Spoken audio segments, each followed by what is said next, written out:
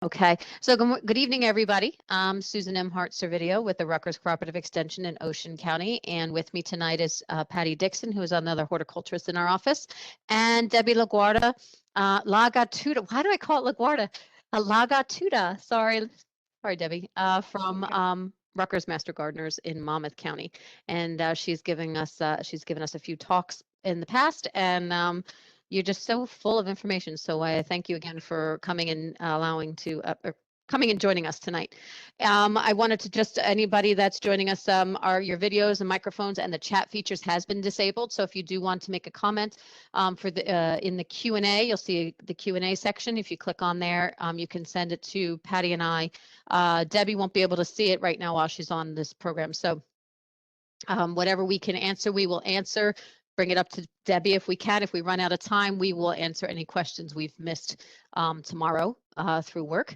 So on that note, anybody that's interested in, lawn care, August 31st, we are doing fall lawn care rescue. So we're going to have Bill Lubick, ag agent in Middlesex County, come and talk about lawns and how to fix them for those people that have lawns still. And it was a tough summer all around, whether it was a garden or lawn, doesn't matter.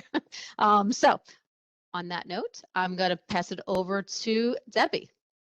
Lagatuta. There you go. You got it right. Thanks, Susan. You're welcome. And this is our Rutgers Equal Opportunity Employer, our anti-discrimination policy that we are required to show at the beginning of every presentation. So I'm here to talk to you about bulbs that bloom in the spring. And no matter how long the winter, spring is sure to follow. So if we have a bad winter, bulbs will be blooming just as sure as the sun's going to rise in the east. So not to worry. So these are the bulbs I'm going to be talking about tonight. A lot of them, and many of them you're probably familiar with: tulips, daffodils, crocus. But hopefully I'm going to introduce you to a few new ones. And one of the ones I'm most interested in is the Camassia, which I only learned about as I was putting together this presentation. So when do we plant spring flowering bulbs? Coming up late September through November in this zone, zone 6 and 7. And the timing, the month you plant depends on the type of bulb you're planting. The important thing is soil temperature. It must be cooler than 60 degrees Fahrenheit. And when do you know it's fall? All these different signs of fall are coming sooner than we maybe want them. But for me, the worst thing is when the hummingbirds are gone. And you know, right now they're eating like crazy, but pretty soon they're going to be migrating. But there's many signs of fall. And why do we plant bulbs in the fall? Because the bulbs have to develop their roots before the ground freezes. And many of the common bulbs that we plant need a winter chilling period, 10 to 12 weeks at 40 degrees Fahrenheit or lower. And that's a soil temperature. And the zone that we live in, fortunately, does provide that chilling period. But the warmer climates, you know, maybe zones 8 and higher, they have to buy pre-chilled bulbs or manually pre-chill them themselves in refrigerators.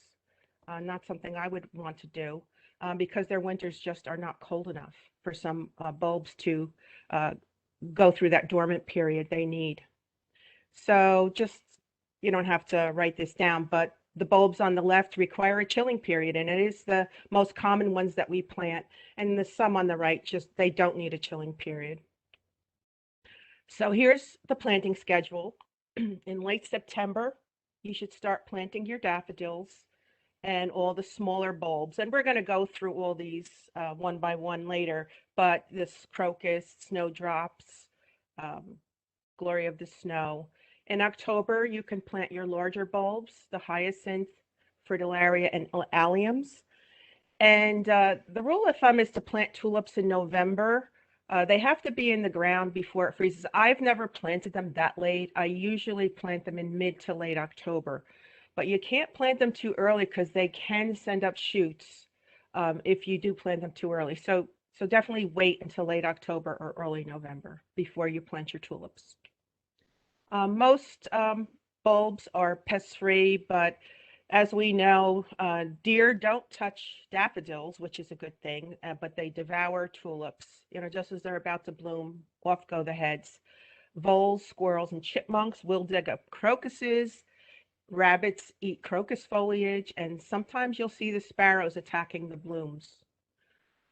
But if you have a deer problem, don't worry because there's plenty of things you can plant besides tulips. On the left is a list of all those small naturalized bulbs, plenty to choose from. And then the larger bulbs on the right, daffodils, hyacinths, alliums, um, beautiful bulbs. So just because you can't plant tulips doesn't mean you can't have spring bulbs. So we'll talk a little bit about purchasing. So you can order them from growers and vendor catalogs or their websites. Your bulb catalogs, I'm sure you're getting inundated with them. I've got tons of them already. And the mail order bulbs that you order are shipped at the appropriate planting time for your area. And the upside to ordering from these vendors is you get the best selection.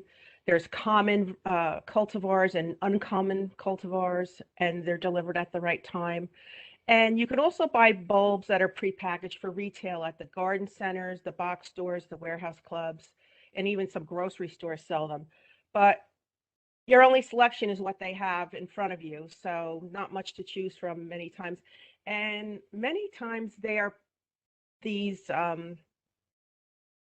stores require the bulbs to be for sale well before fall. They want to put them out before they put out their Halloween decorations, and they sure as heck want them out of there before they start decorating for Christmas. So, you have to be careful because those bulbs could be sitting inside a warm store for quite a while before you even buy them. So just that's a little bit of a downside. I'm not saying I don't buy in the big warehouse stores because I do. These are some of the catalogs that I receive. Two of my favorites are Color Blends and Beauty from Bulbs. And I do the majority of my buying from Longfield Gardens. They don't have a catalog, but they do have a beautiful website. Color Blends, I love. If you've never heard of them, definitely worth looking into. The only thing about them is many of their like single tulips, you have to buy in quantities of 100. So you have to be careful. Some you can buy in quantities of 25, um, multiples of 25, but some, they're geared more to like commercial planters, maybe landscapers. And then I like John Cheapers. And I do buy bulbs in Costco. And these are just my personal preferences, not endorsed by Rutgers or the Master Gardeners. If you're in a situation, maybe you're at a flower market and you can buy bulbs in bulk, open like this, always choose the largest, heaviest bulbs in the bunch. And when you do order and receive your bulb shipments, the bulb should be plump and firm, heavy in the hand, as they say. And if that outer paper covering is loose, that's called the tunic, that's okay. The bulb should be fine. But if you see any bulbs that are damaged, soft, dried out, rotted, moldy, dented, nicked, just toss them. It's not worth putting in a moldy bulb and infecting the rest of them. So just toss them out. And bulbs come in all shapes and sizes. Usually the bigger the bulb, the bigger the bloom will be, and the prices correspond to bulb size, usually. So I'm going to talk a little bit about design concepts. Have a color scheme in mind, or maybe you don't decide what you want till you see the catalog or the online site. Choose bulbs with different bloom times, and we're going to go into that. You choose early, mid, and late blooming, so you can extend your bloom period. Choose different heights, different flower forms, and plant in groups. Don't be stingy. I mean, you want a nice clump of bulbs and really make a bold statement. And then decide whether your bulbs are going to be permanent or temporary. I treat my tulips like annuals. I don't want to give up that garden space for the tulips. So I put all my tulips in containers and I have them for 1 year and then they're done. And I give myself an annual budget for tulip bulbs, and that's how I handle it. Because all my daffodils are in the ground and my hyacinths are mostly in the ground. But once you dedicate garden space to them, that's it. Nothing else can be planted there. So you have to keep that in mind. And then you need to decide where to plant. So most bulbs need full part sun.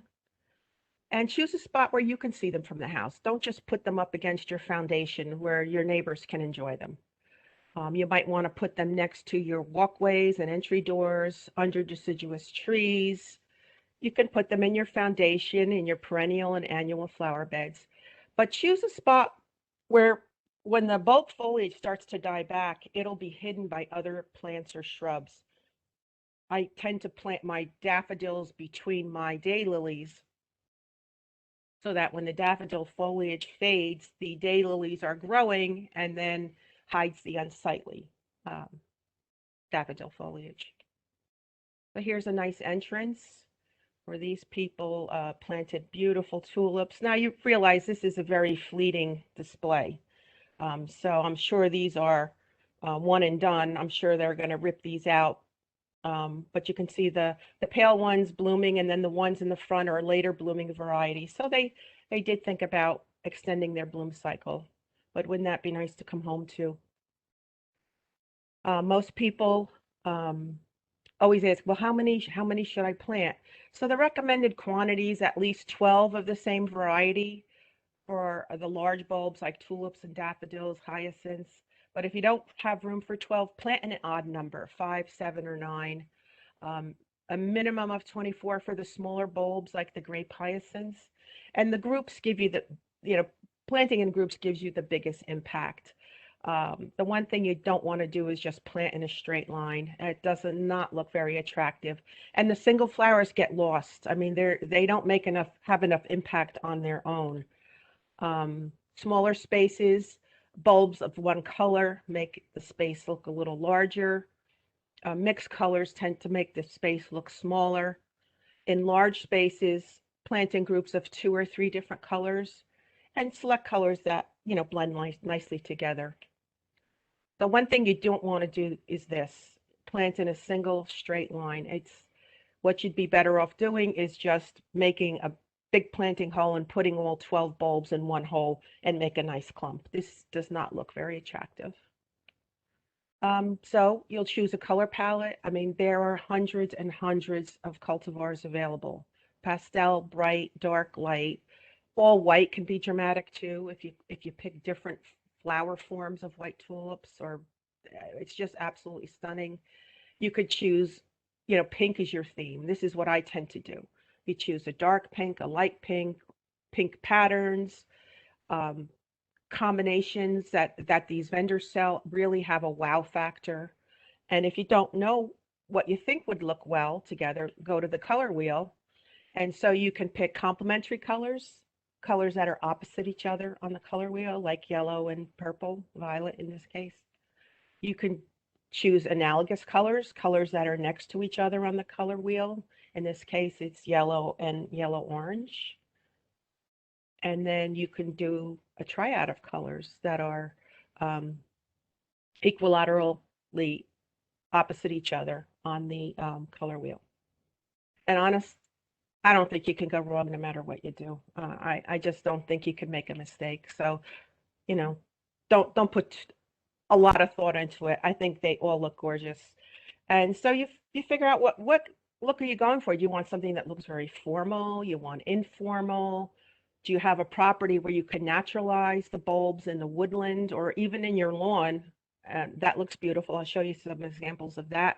You can have a dedicated all bulb bed sprinkled in your perennial beds, in your shrub borders. You can have a cutting garden, and you can certainly create a container garden, which I do quite a lot.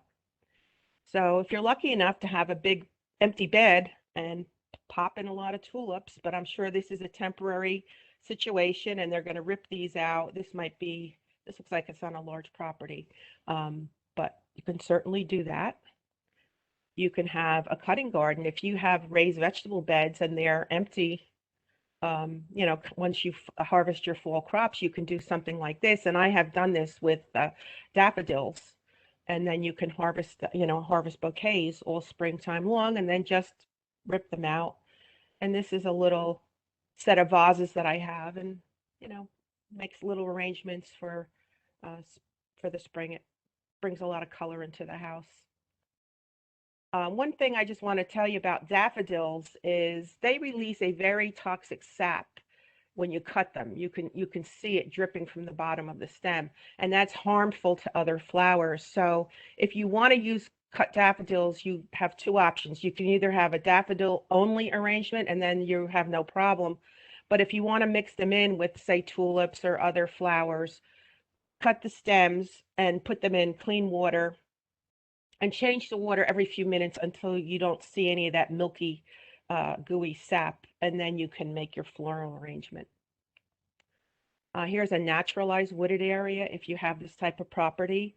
And this is where you want to mimic um, a natural field or meadow to mimic the way the bulbs grow in the wild. Or here's a naturalized lawn. I mean, this looks quite different. These are white anemones, glory of the snow, and white grape hyacinths. And the beauty of this is they bloom so early in spring that you're not cutting the lawn yet. So by the time you're ready to cut the lawn, these bulbs have faded and you could just mow over the foliage. But that's an interesting idea. And this is how you would achieve that. You would just, randomly, I guess in a nice straight line or however design you wanted, you just plop them into the turf, just like that. You can sprinkle bulbs in garden beds. Now this, they've done this with tulips, and in this photo, I think I counted like 60 or 70 bulbs, and there are a lot of bulbs there. They drop them in wherever space allowed. What I'll tell you later is tulips really don't perennialize well, so this might look good this year, but maybe not so great next year. But I mean, this is something you could do.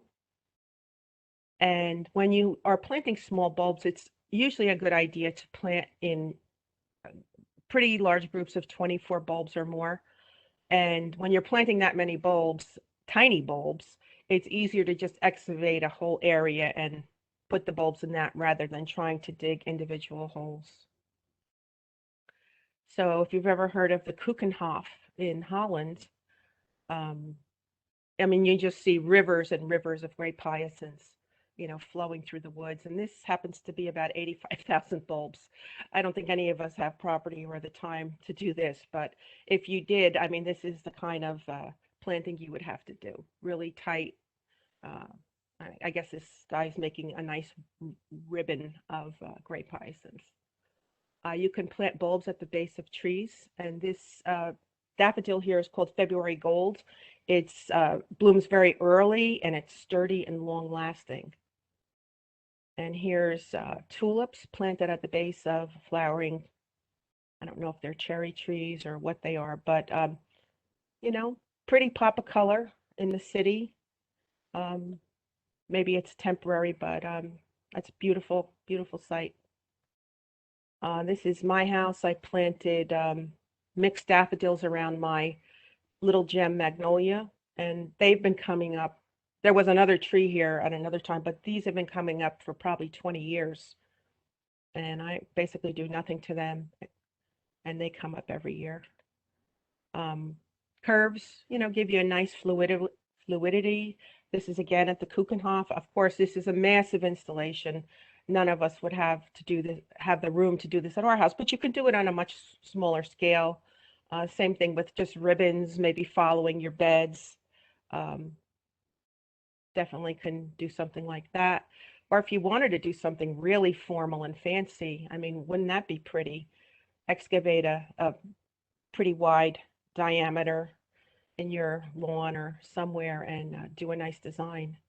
Isn't that gorgeous? And this is also the Keukenhof, I'm sure.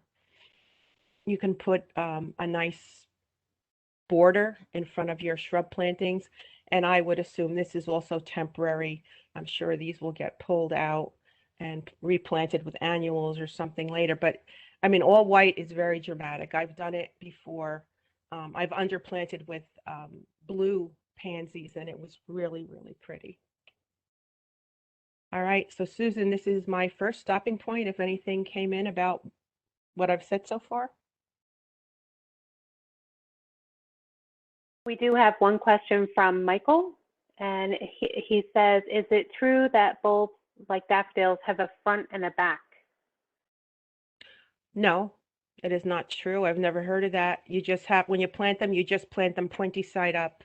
They usually tend Pointy to side up. bloom towards the sun, um, if that's what you mean. But no, there's not a front and a back to the bulb. Good answer. I was trying to figure that one out too. I actually Yeah. have a friend who planted 300 tulips upside down, and Ooh. the bulbs grow against gravity, so they know the right way up. So even though she planted them all pointy side down, they did come up just fine. Yeah. Take a little longer. They might not flower as well if it's too deep. But there was another question from Ira saying, do deer avoid daffodils due to the sap? Do you know? Do you know That's why? probably true. I mean, they're full of a toxic gooey substance, and I have the name of it further on, but I would, they're pretty smart, those animals. They know. They know. All right. And okay, last question at the moment is from Jeremy. Can you talk more about annualizing versus perennializing? For example, tulips. Is the space gone if you choose a perennial? Okay, I think I'm going to cover that in a little bit. Okay. Okay. So we're good for the moment, and it's 7:20. Oh, okay, thank you. Mm. All right, so now that we've decided what we want and the colors and we've purchased everything, how do you plant them? So in general, bulbs like loamy, well-drained soil. There's a few exceptions we'll talk about later. But if you have a heavy clay soil, definitely mix in some compost or peat moss to loosen it up. Most of them require moisture, but not soggy. Don't plant them where water collects, and water will rot bulbs and corms. They like a slightly acidic to neutral pH, 6.0 to 7, and about 6 hours a day during the bloom season. And as I showed you, you can plant bulbs under deciduous trees that drop their leaves, because the bulbs bloom before the trees leaf out, so they'll get plenty of sun. So how everybody asks, how deep do I plant? So the rule of thumb is you plant 2 to 3 times the height of the bulb. So if the bulb measures 2 inches from nose to base, it needs to be planted 4 to 6 inches deep. For spacing, just read the packaging. I tend to plant a little closer than the packaging says because I want a nice full looking cluster, pointy side up.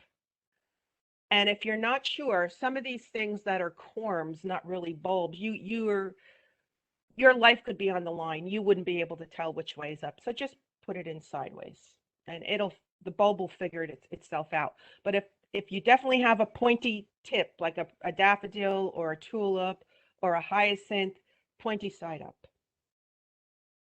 And here's just a graphic that shows you, like that anemone on the top right, forget it. You wouldn't know which end is up. No way. Um, but the bigger the bulb, the deeper it has to be planted. You can see that large allium, that's 7 inches deep. That's a pretty big hole, pretty deep hole. So I typically use this trench method where I just excavate a large hole, or whatever shape it is. It could be kidney shape or whatever. You dig your hole, you get a big shovel, and you take the dirt that you excavate, you put it into your wheelbarrow or on a tarp, place your bulbs in the hole depending on what design you want. If you're intermixing different bulbs, you put your pattern in. I tend to be very informal. I don't like symmetry. I like a little more loosey goosey. And then you put gently replace your soil and firm it. And to me, it's easier to dig a large hole. Although I was getting tired of digging tulips every year, then another reason I put them in a container. You can also plant them individually, and starting from the left, they've got these bulb planters where you just shove that in the ground and twist. And I have never used a bulb auger, but it's an attachment to a electric drill. And I know people that love it, so they say it's very, very quick and easy to plant bulbs that way. On the right, there's the long-handled bulb planter. The dibber at the bottom, you would probably use that to plant grape hyacinths in the smaller bulbs. And then there's the good old-fashioned hand trowel. What you can do if you have a problem with digging critters, you can put your bulbs in the hole and lay a small grate of chicken wire to cover them. And I've also heard people place pointy holly leaf or thorny leaves in the planting hole. And once the critter hits that, they stop digging. But I have never tried that. Fertilizer is not required at planting time. The bulbs already have the embryo of next spring's flowers inside them. What I do is in early spring, when foliage starts to sprout, I'll go out there and sprinkle bulb tone around the foliage and scratch it in, and that'll help next year's embryo to form. But the bulbs are not heavy feeders. After they finish blooming and you deadhead them, they photosynthesize and provide the foliage photosynthesizes and provides all the energy that the bulb needs to bloom next year.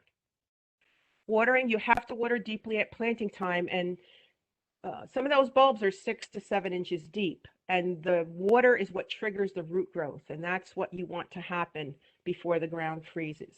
Then after you do your initial watering, just let nature handle moisture, unless it's extreme drought in the fall, then, maybe give them a drink, but do that only if rainfall is really, really scarce.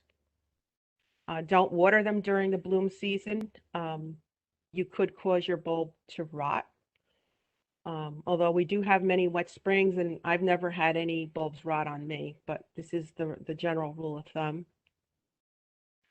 And mulch protects your bulbs, so apply a layer of mulch after the soil freezes. And the reason you do that is because it prevents freezing and thawing cycles, which can result in the bulbs heaving upwards. And many times I've cut my Christmas tree apart, laid it on top of a newly planted bulb area.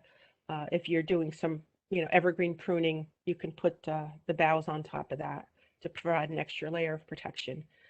And many times if we have a warm January or early February and your daffodils are coming up and it's way too early and oh my gosh, what am I going to do? I've even had daffodils coming up in December. Don't worry, don't do anything. The daffodil and tulip foliage can tolerate very, very cold temperatures, and the bulbs will bloom at the right time in spring. So don't fret, don't cover them with bushel, don't do anything, just leave them alone. So growing bulbs in containers, which I do all the time, it provides flexibility. You can pop them in an area that needs a little color in early spring, as I've done here. And the container planting basics are the same as in the grounds. September through November, leave the containers outdoors after planting. In mid-December, I move mine into my unheated garage. I just check them once in a while. If the soil looks really dry, I'll just give them a tiny bit of water. If you don't have room, you can store them outdoors in a south-facing protected location if you have one.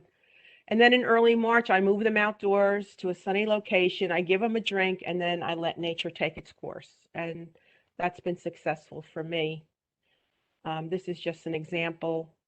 Of course, I went to Costco and saw these bags of bulbs, even though I didn't have a place to put them in the ground. So these are actually very tall containers. They're about 30 inches tall, and you fill them halfway with soil, as shown in number 2 and number 3 on the bottom there.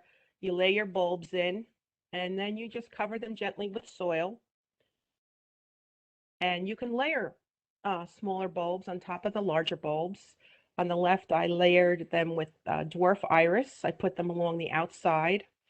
And on the right, one year I had layered gray hyacinths on top of white tulips. And, they were early flowering tulips, and they bloomed at the same time. And that was my blue and white year that I spoke about a little earlier. And here's a cross section of layering. I would not put bulbs at the very bottom of a container. I probably would, have 4 inches or 6 inches of soil minimum. Bulb foliage gets quite, robust. I mean, you'd be surprised. So I would probably not layer it that low, but that's the basic idea. The larger bulbs go on the bottom. and the smaller ones on the top. And here's a little mixed container I did this year. I put the daffodils with blue hyacinths. I love the blue and yellow combination.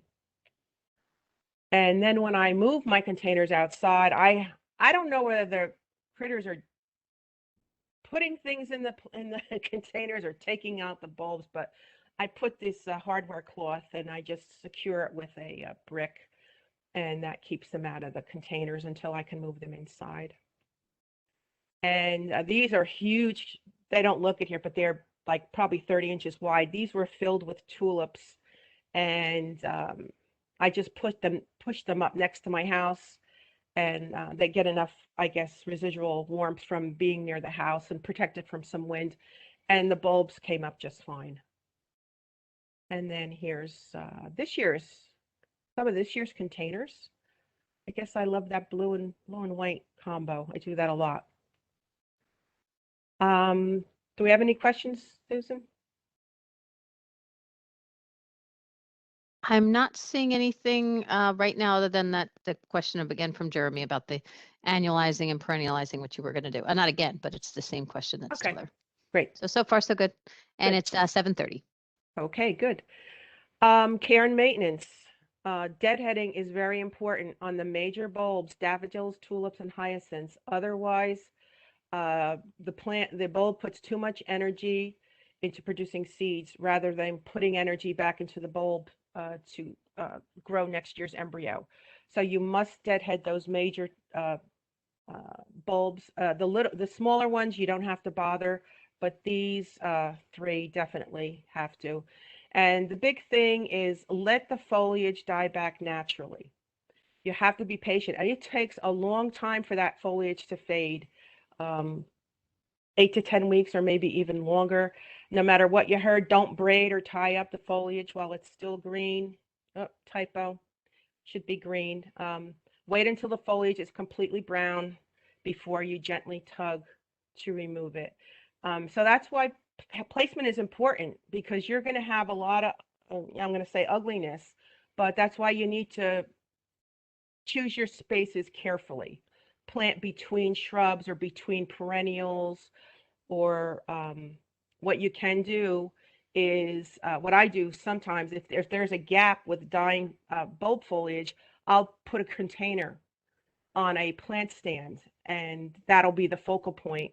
It's not a great photo. I need to take a better photo, but this container is on a plant stand above some dying bulb foliage.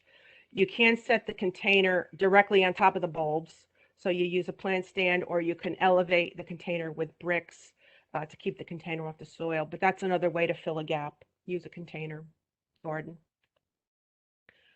And sometimes year after year, bulbs have multiplied and become overcrowded, and they're just not sending up as many blooms as they used to. This happens a lot with daffodil foliage. They perennialize very well, and this can become a problem. So what you do is, after they've bloomed, you deadhead them, dig them up, lift, separate, keep only the healthy bulbs, clean them off, and maybe just replant half of them and then give the other half to friends. And then they'll do their thing again next year. But if you see that happening with your daffodils, that's the reason why. So here's how you can maximize the bulb blooming season. It doesn't have to be just 2 weeks. From snowdrops and winter aconite that bloom in December, January, and February, to alliums that bloom in June and July. I mean, you can have 6 months of colorful blooms if you choose nice combinations and different types of bulbs. And spring is really, when it comes to bulbs, 3 seasons: early spring, mid-spring, and late spring. And we'll talk a little bit more about that. So daffodils, tulips, and alliums are 3 bulbs that have those 3 distinct phases. And first we'll talk about the daffodils. Sometimes they're called jonquils or narcissi, but all daffodils are in the genus Narcissus, and jonquil is a species name within the Narcissus genus. I know that's very botanical and scientific, but it's important to know these things. Native to Spain and Portugal, which actually surprised me, and hybridizing began in England. So all parts of the daffodil contain a toxic chemical called licorine, and the highest concentration of licorine is in the bulb. So maybe the deer can sense that chemical, and that's why they stay away from them.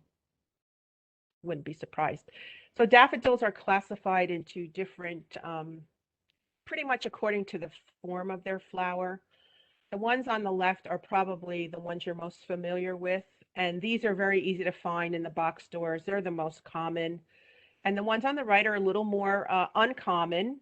You probably likely have to order these online or from the vendor catalogs, but I'll show you examples of each.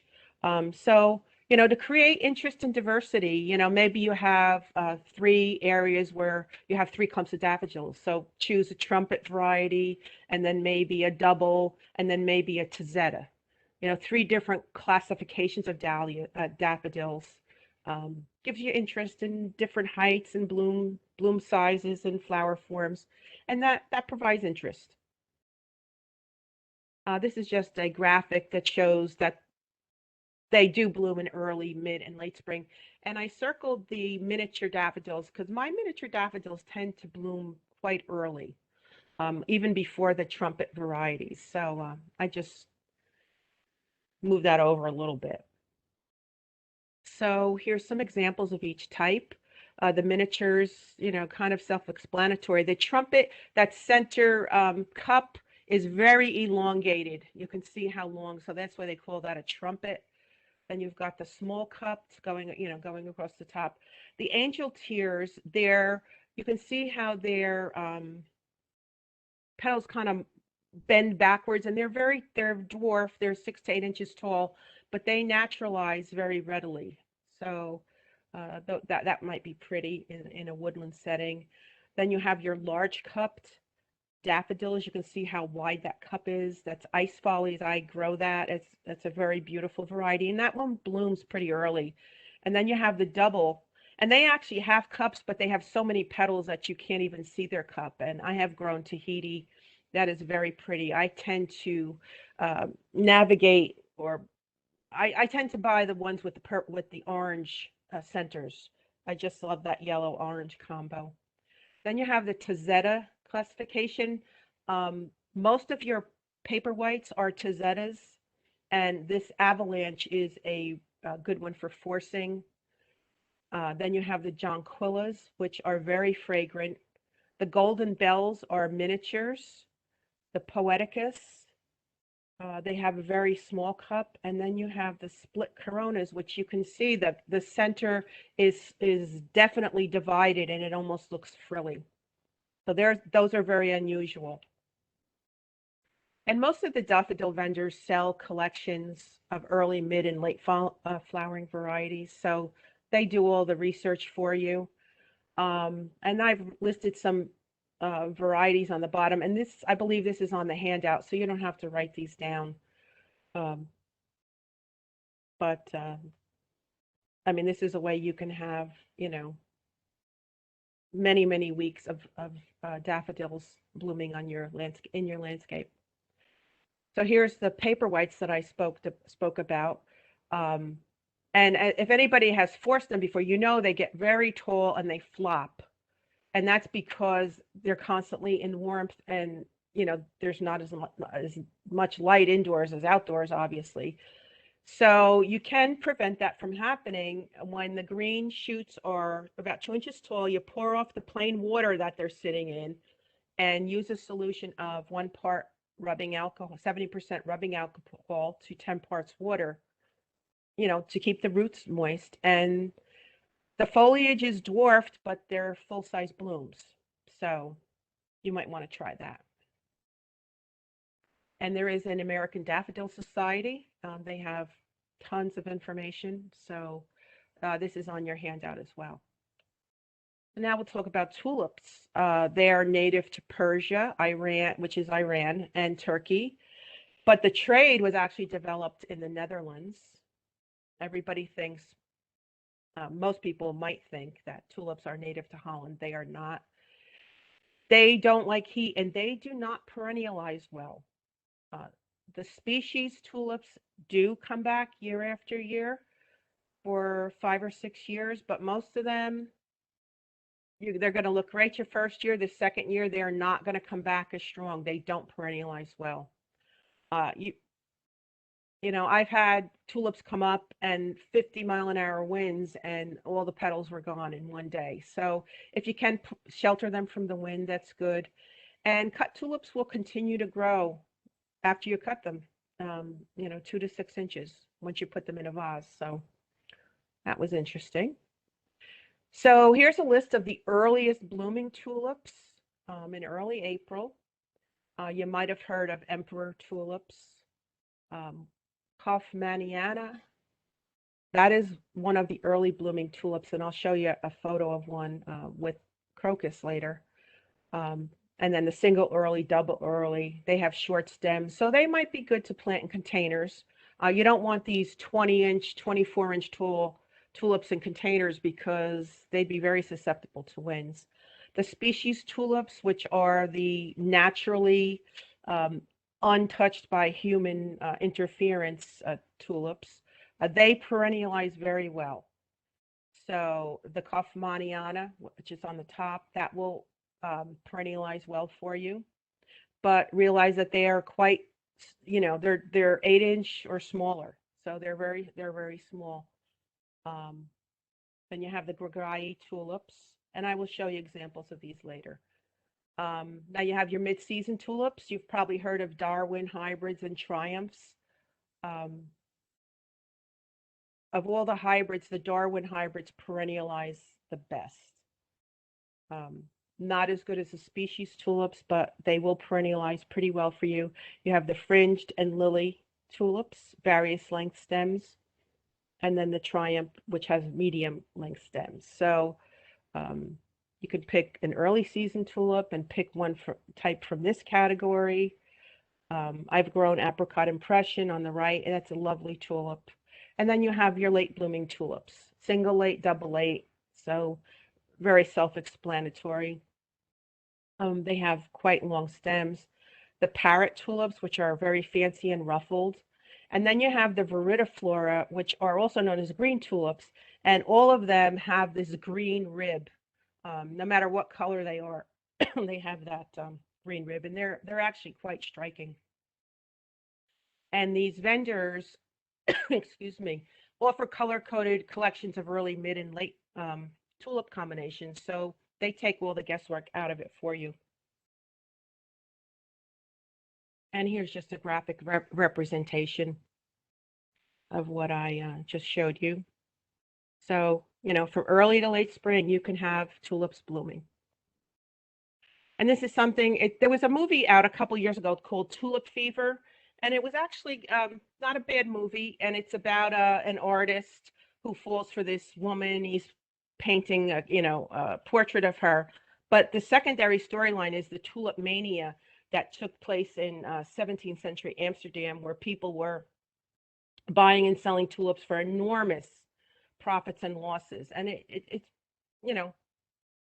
kind of tells that as the background. So it's not a bad movie. On a scale of 1 to 10, I'd give it about a 7. But it's an interesting topic. Then you have your alliums, which are known as ornamental or flowering onions. They're, onions, leeks, garlic are in that family. They grow best in full sun. The thing about them is their foliage starts to die back even before the blooms start to fade. And the foliage can get quite unsightly. So you have to plant them behind and between perennials or shrubs or something to hide that foliage. And I'm going to show you a picture of what that looks like. So the first to bloom, they start blooming in late spring. So they're not even going to start blooming till end of May, beginning of June. And the first to bloom are on the left, and then the next, and then the last. This is on your handout. But Globe Master is a very, very popular variety. That's a purple Purple Sensation is very popular, and so is Mount Everest. They're very easy to get and to purchase. And here's a graphic representation of the different bloom times. So you can have, many, many weeks of alliums blooming. And this was Longwood Gardens this year, May 10th. And those purple balls are the alliums, and they were quite striking. And as you can see, the front of this border is already empty. So they had earlier blooming bulbs in the front, so they've removed them, but they still have these very late blooming alliums. And more to come, actually. But that was Longwood Gardens this past May. I think I'm going to keep going, Susan, because I just stopped a little while ago, so I have another stopping point. Actually, there's a lot of questions. Oh If you boy. don't mind, and it's a little bit more of the stuff that you talked about a little earlier before the tulips. So if you don't mind, I'll try to go quickly. If you're dividing the daffodils, do you want to replant immediately or dry out and wait till fall? I replant them immediately. You don't want those bulbs to dry out.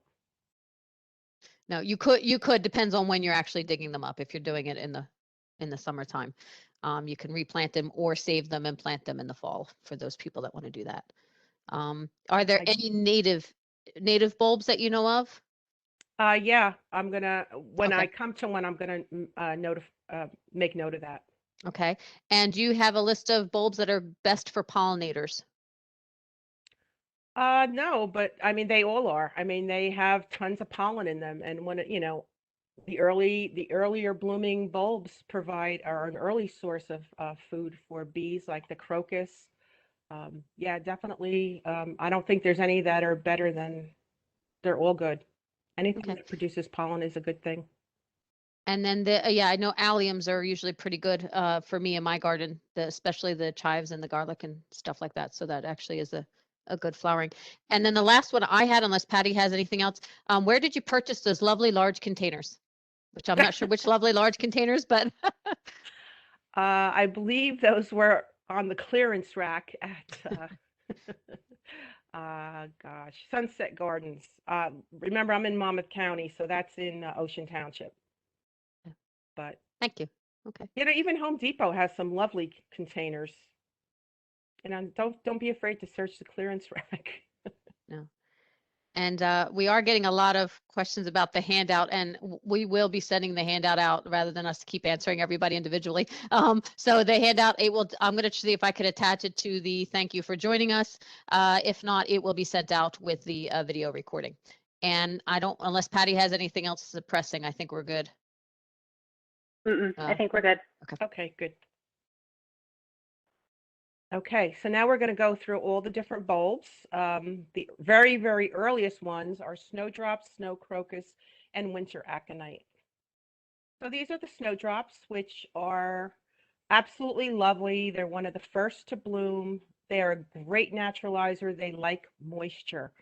And they're white with little emerald green hints here and there. And people collect these like crazy, and they will play for the very rare new hybrids. They will pay up to $25 per bulb, and these bulbs are like the size of nickels. So people are fanatical about snowdrops.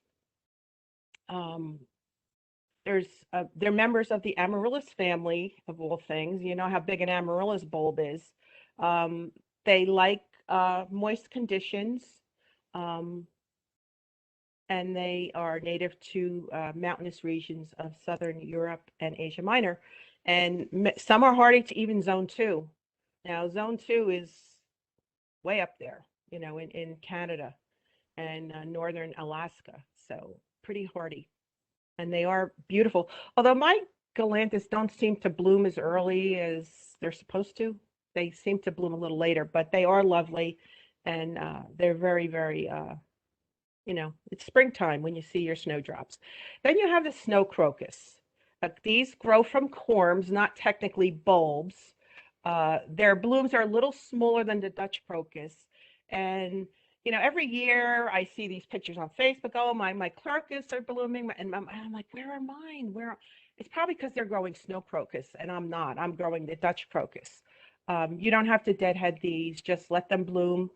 And they might even come up through the snow. Um, so what you want to do with crocus, you choose a planting site, well draining. They will rot in soggy, compacted soil.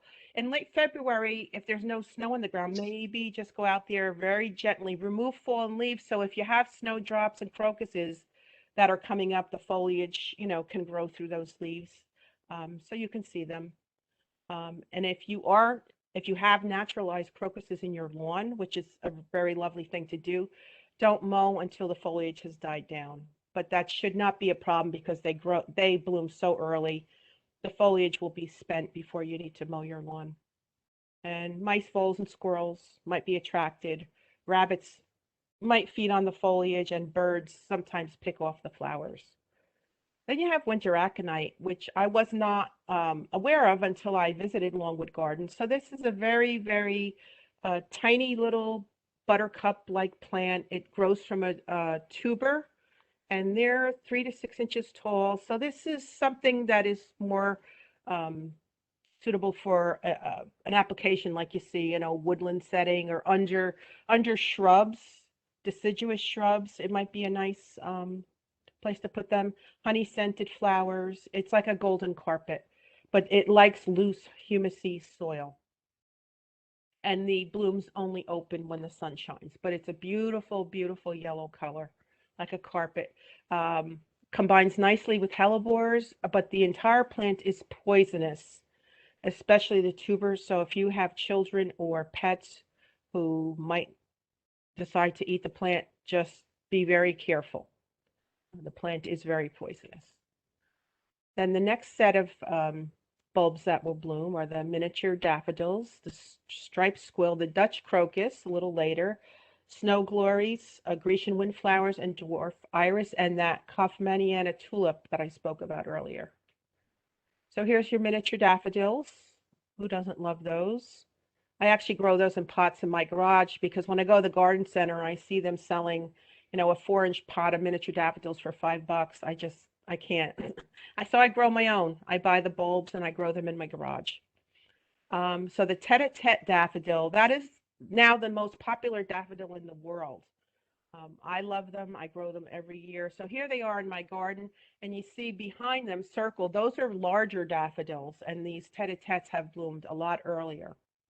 This photo was taken March 21st. And then now the larger daffodils behind them have bloomed, and circled is the daylily foliage. This is a daylily and daffodil garden, and so the daylily foliage will hide the unsightly fading daffodil foliage.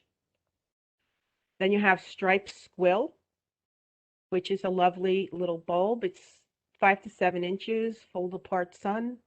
It likes well-drained but moist soil, and the blooms are very fragrant and frilly. It's great for rock gardens. It naturalizes very well. And the thing about it is it's a pale blue with a dark stripe, which makes it a little different than most bulbs. Now you have your Dutch crocus, and here's a little bee, and he is going after that pollen, and I think he's taking a nap there. But they also grow from corms, full sun or part shade, and they bloom later, and they have larger blooms than the snow crocus. So I'm pretty sure this is what I grow.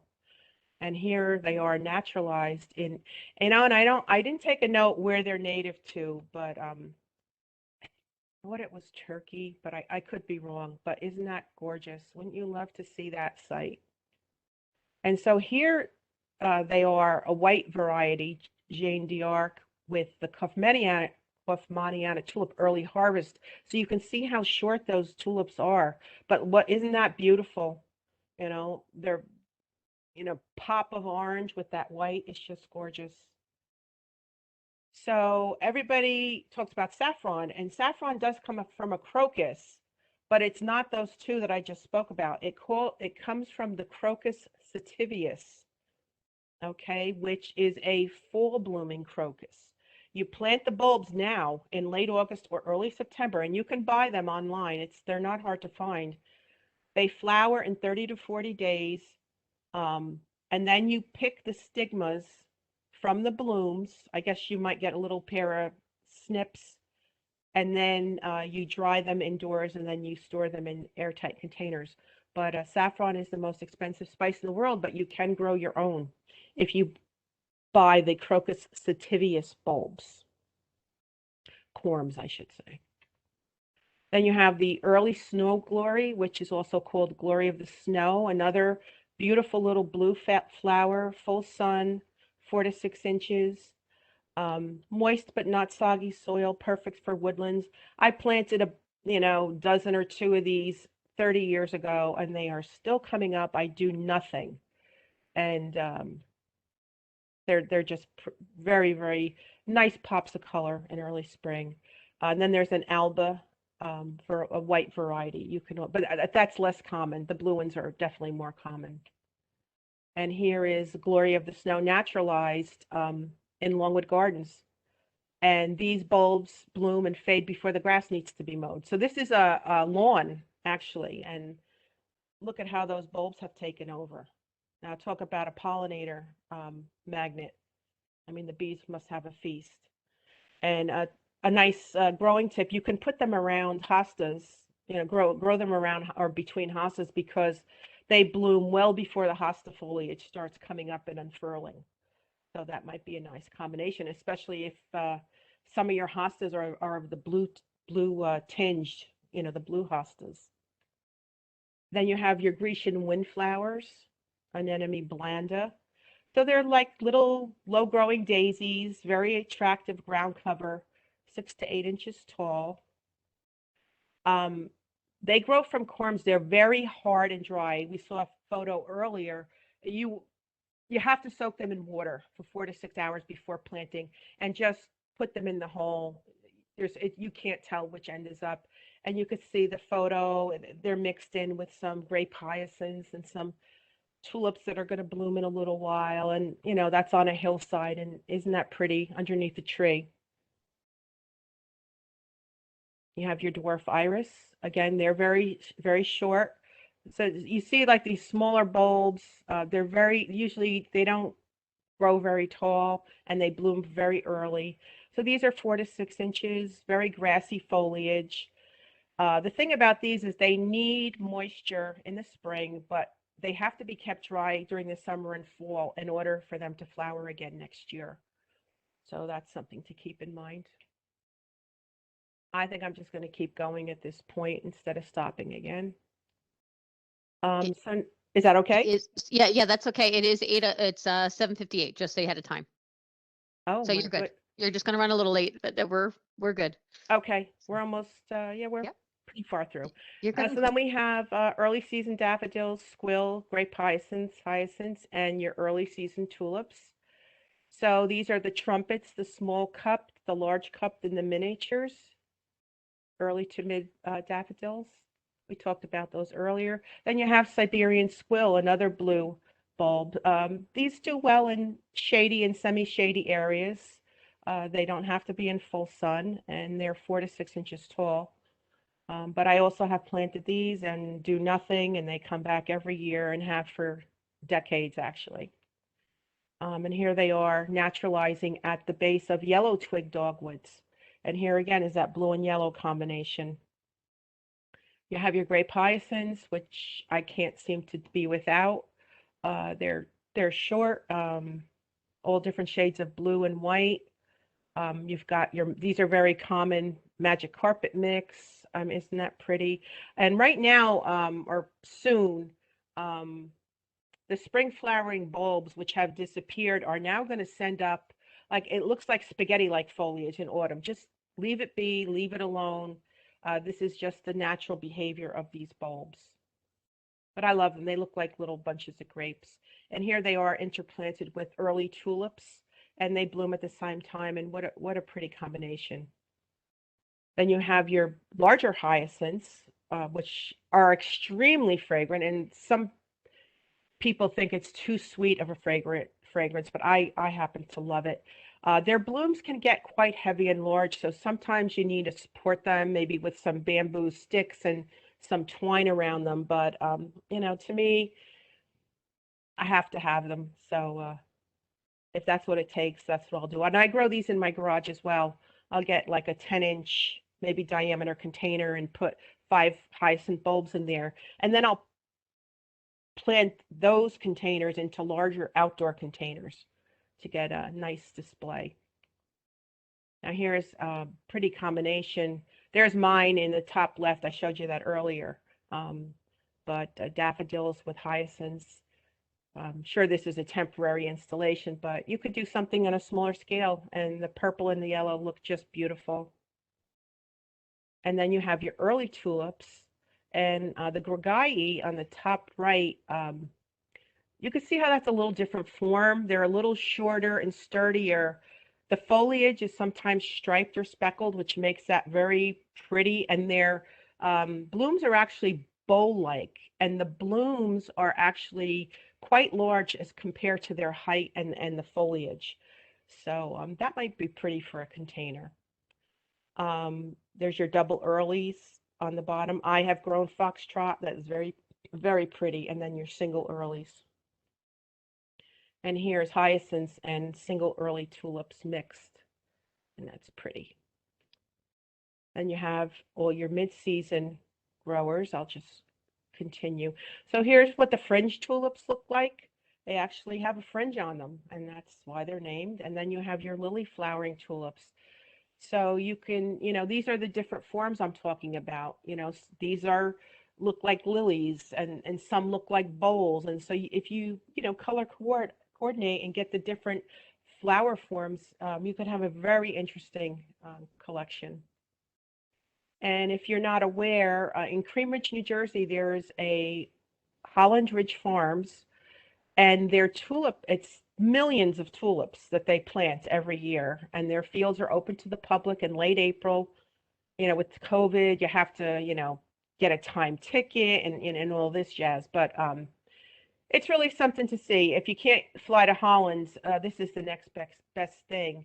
And then now in the fall, they have millions of sunflowers, and they open probably in September for the, same thing.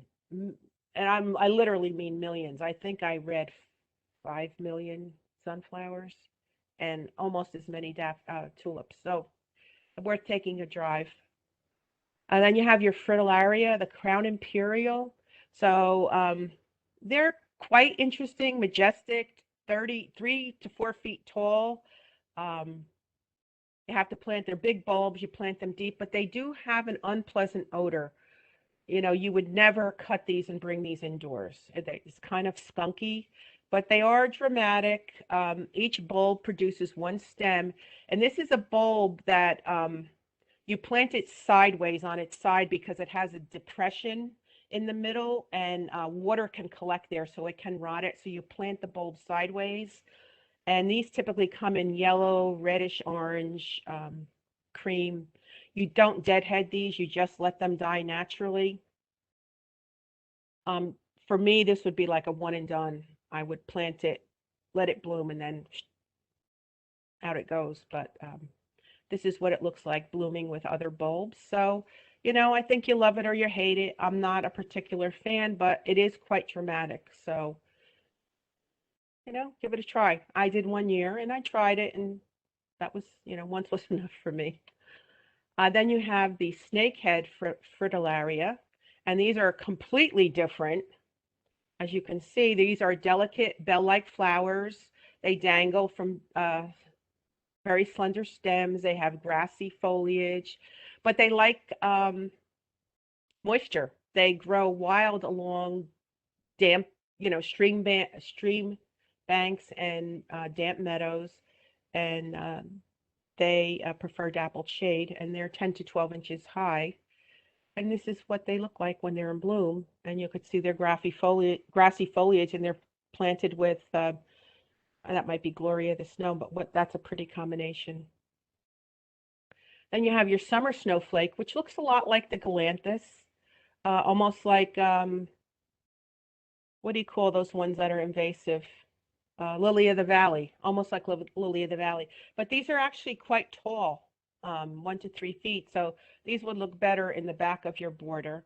But they naturalize easily, and they look beautiful in large drifts, full sun or part shade, and they like it a little bit moist. So that's an unusual bulb you might not have heard of, but look at the little flecks of green at the bottom of those bells. Very, very pretty. Then you have the star flower. Again, very, very short, 3 to 6 inches. Full sun to part shade, so quite adaptable. Grassy foliage with one single star-shaped flower. The blooms are whitish to blue to dark blue, and they have a nice spicy fragrance, and they naturalize rapidly. These are native to South America. And then your late bloomers. There's your parrot tulip on the left. They're very frilly and big, and they're usually mixed colors. These were all the rage in 17th century Amsterdam.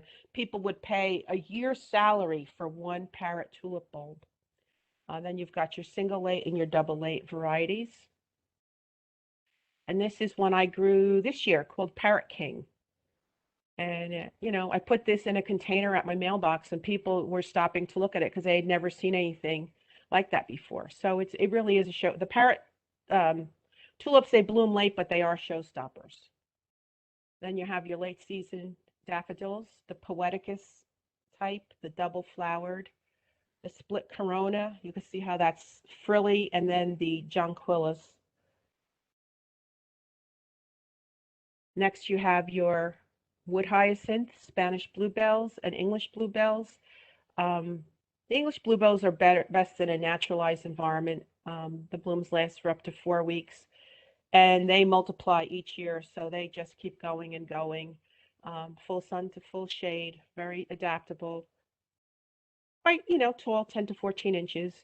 And the Spanish bluebell, they have stalks with 12 to 14 little bell-shaped flowers on them. So they're different, a little bit different than the English bluebells. Full to part sun, again, 10 to 12 inches, very adaptable to all soil types, but they need well-drained soil. And now we got the last of the bloomers, almost. So the Dutch iris, contrary to its name, it is not native to Holland. But they're very sturdy flowers with sturdy stems, grassy foliage, many, beautiful pastel shades of colors, pinks. I don't know if it comes in pinks, pure purples, blues, whites, yellows, some bicolored. They'd like the soil a little bit acidic, full sun, medium moisture. And here's what they look like planted in the garden. They're very good for you'll see them a lot in floral arrangements. So you deadhead the spent flowers to encourage a second year of blooms. So that is one you have to deadhead. So here's a native, finally, the Camassia, also called wild hyacinth, Indian hyacinth, and lovely for cutting. They're tall spikes of white, cream, blue, or purple, and the blossoms open from the top to the bottom. And they get between 15 to 24 inches tall, full sun. It will multiply freely by seed in the right environment, and the plants increase in size year after year, and it's good for cut flowers. Now, this photo is a little misleading, so one plant does not send up all these spikes. Each bulb sends up one spike, but the plant itself does get larger every year. And here they are in Longwood Gardens, the pale blue spikes interplanted with the alliums. And this was May 21st, I believe. And those are foxgloves in the foreground. But I was quite taken by them, so I really think I'm going to try them this year. Then you have your lavender mountain lily. These are very fragrant, long-lasting blooms. They have a little stripe in them, 12 to 15 inches tall. You plant about 10 bulbs per square foot, full to part sun. So that's might be one you've never heard of. Might be willing to give that one a try. And then you have the triplet lily, which almost looks like a agapanthus, I think. So these grow from corms. This is a North American native for those of you who only want to grow native plants. There's a stalk that comes from the grass-like foliage, and then 20 to 25 small blooms at the end of each stalk, 15 to 20 inches tall. And it comes in the blues and lavender colors, and they last for 2 to 3 weeks. They're drought tolerant. They go dormant in summer. They like rich organic matter, well-drained soil. Now we have your anemones.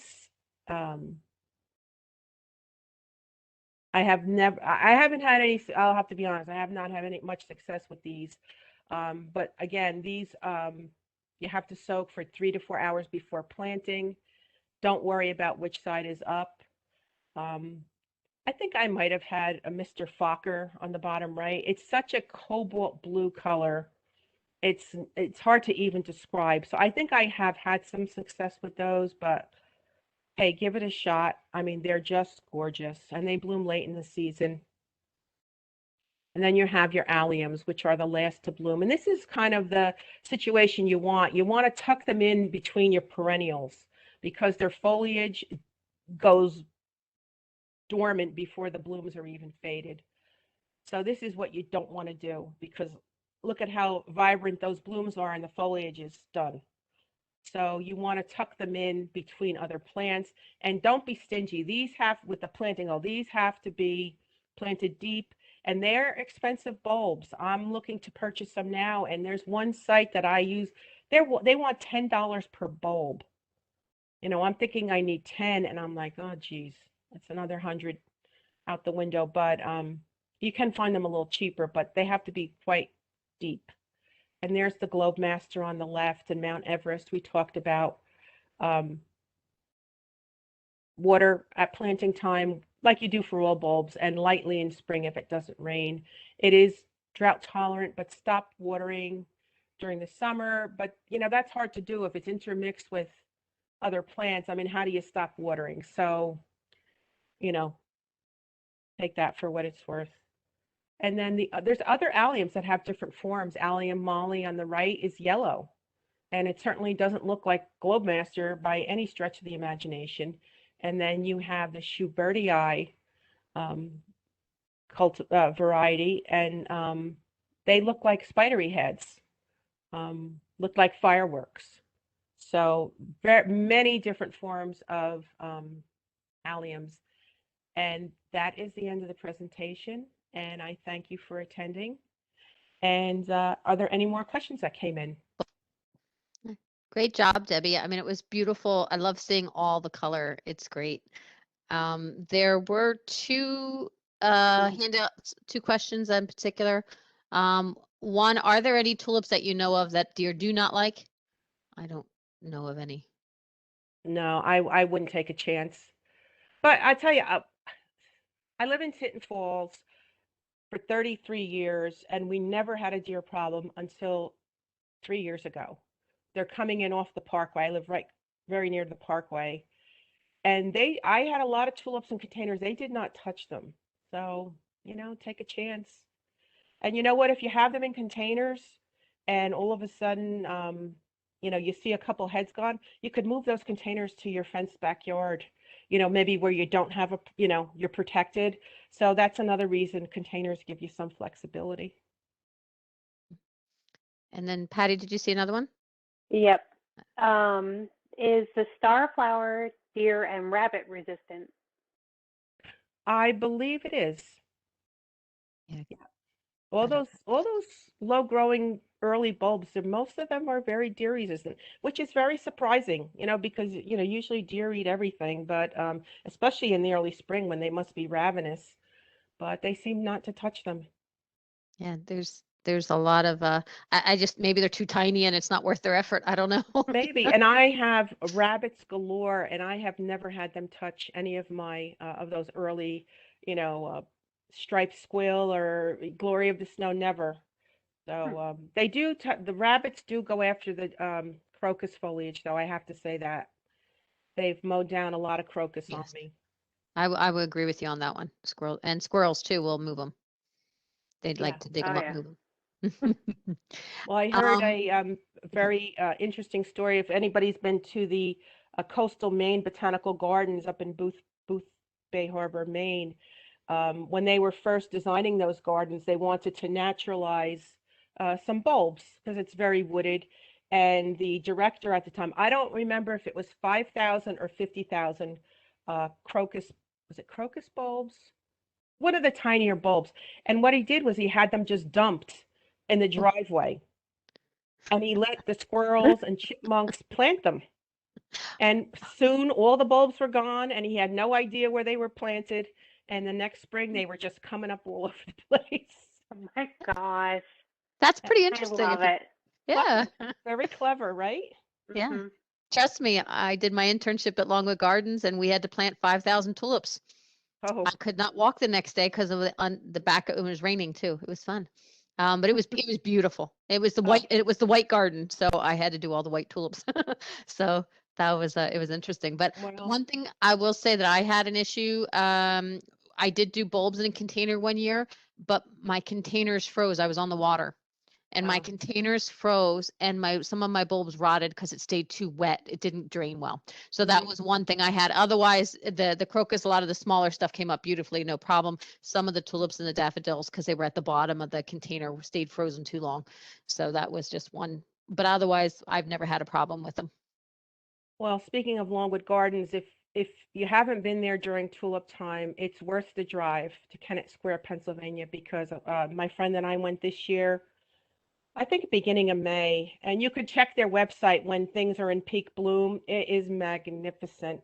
Hmm. Oh, just gorgeous. I enjoyed it. Yeah, yeah. As much as work it was definitely worth the seeing Lucky. the You were show. so lucky. Yeah, it was definitely it was cool. So you're getting a lot of thank yous, great presentation. I don't think there was any last minute questions. Last minute Oh, question came in. yep. Go And ahead, Jen. it's, Go ahead. did you say not to tie up or braid daffodil bulbs? And if so, why not? Yes, I did say that. Martha Stewart is a great one for saying, "Oh, braid your tools," because everything has to be perfect in her world. Uh, Whenever there's still green foliage, the plant is still photosynthesizing. And if you start braiding and interrupting the sugar flow of that photosynthesis process, your bulbs are not getting the energy that they need. You really need to just leave it alone and let it die naturally in its whatever form it's in. And I will be the first to admit it looks kind of ugly. So that's why proper placement is pretty key with daffodils. But I have, if my neighbor Julie's on, I mean, she can attest, I have clumps of daffodils everywhere. And if you just position them correctly, people don't even notice the ratty looking foliage, come June and, late June. So N- yeah, don't I've braid it. Don't no, tie it up. I've taken the chance where it was like half yellow, 3/4 of the way yellow, and I just cut them down, and they still came up. But if you do cut them too soon, yeah, you'll be taken away. And the braiding, I've seen it done, but yeah, I don't think it. But if you think about how Martha Stewart's, I'm sure she probably puts in new bulbs every year. I don't think she keeps those bulbs from year to year in those displays. So, I mean, you have to think about, yeah, see, it's great to braid them, but not again, you could do it here and there if you had a couple, but yeah, as Debbie said, it would definitely, it could alter the photosynthesizing, and then you won't have a good uh, storage for the winter. So, and oh, my cat wanted to say good evening.